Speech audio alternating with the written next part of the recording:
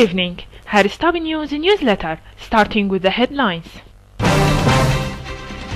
The Syrian army kills scores of terrorists in different areas. Shaban Moscow meeting will discuss basis of holding dialogue conference. Abdullahian Iran warned against instrumental use of terrorism in region.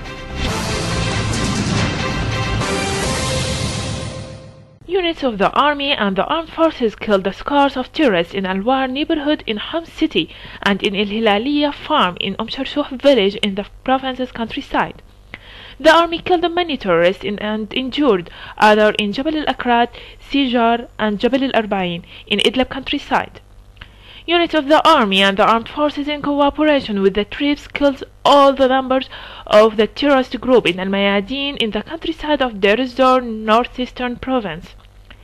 Units of the army and the armed forces also destroyed gatherings and vehicles of the so-called Islamic State in Iraq and Syria, linked terrorists in Al-Kharita, Ayyash, At-Taim and Al-Majdal, killing scores of them in Al-Jubayla, Al-Rishdiya, Al-Huwaiqa, Al-Rasafa and Hwayjit al-Sukur in Deir ez-Zor city. In Dar'a, units of the army and the armed forces killed a number of terrorists in Atman and nearby western Algeria bridge in the countryside of Dar'a southern province. Presidential political and media advisor Dr. Hussein Shaban stressed that Syria agreed to attend Moscow meeting to hold talks on the basis of a Syrian dialogue, indicating that what will take place is a consultative preliminary meeting during which the state and the opposition will sit to the table to consult together and discuss the basis according to which a dialogue conference will be held. She said that the Americans want to see what Russia can do during the meeting in Moscow, and if they see that the issue is suitable and serve their interest, they might join it so. The U.S. hasn't officially declared till now any opinion in regard to the dialogue in Moscow. She indicated that during her meeting with Jeffrey Feltman and former U.S. President Jimmy Carter in Norway, she felt that the Americans have at least started to understand the mistakes which they have committed in Syria, and that they are confused that the track which they have adopted won't lead to any place. Shaban added that Feltman was almost desperate regarding the opposition, while Carter was very enthusiastic to change the U.S. stance. Shaban stressed that what is required from Syria internationally and regionally is what has been always required from it, which is not to be a country of resistance and not to have an ideological army or to have an independent decision, adding that the independence of decision and the will are the main targets of this war. She added that we must believe that the Arab-Islamic conflict is the map which directs all of this destruction in Arab world. She indicated that the profit of Turkey, which came as a result of the war against Syria, have executed USD 3 billion through what has been stolen from the Syrian factories, heritage and the money.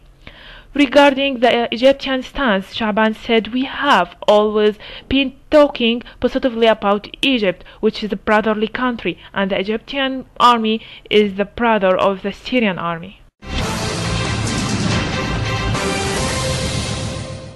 Iran has repeatedly warned against unfavorable consequences of instrumental use of terrorism in the region, a senior foreign minister official said. Deputy Foreign Minister Hussein Amir Abdullahian made the remarks in the meeting with the visiting political director of German Foreign Minister. The German diplomat is in Tehran along with the head of the French Foreign Minister's Middle East and North Africa Department, Jean-François Giraud. The two arrived here early to hold talks with their Iranian counterparts on issues of mutual interest and the latest regional developments. Referring to the latest developments in the Western Asia, including Yemen, Bahrain, Iraq, and Syria, the two sides stressed the need for finding a diplomatic solution to the regional crisis, noting that terrorism will endanger regional and global peace and security. Amir Abdullahian stressed that eradicating the vicious phenomena required a collective cooperation and respect for international laws. The German official, for his part, held Tehran's efforts in fight against terrorism and noted that Iran-German consultations to this end would be effective. As for the Syrian crisis, political director of German foreign minister said the only way out of this dilemma is finding a diplomatic solution through Syrian negotiations.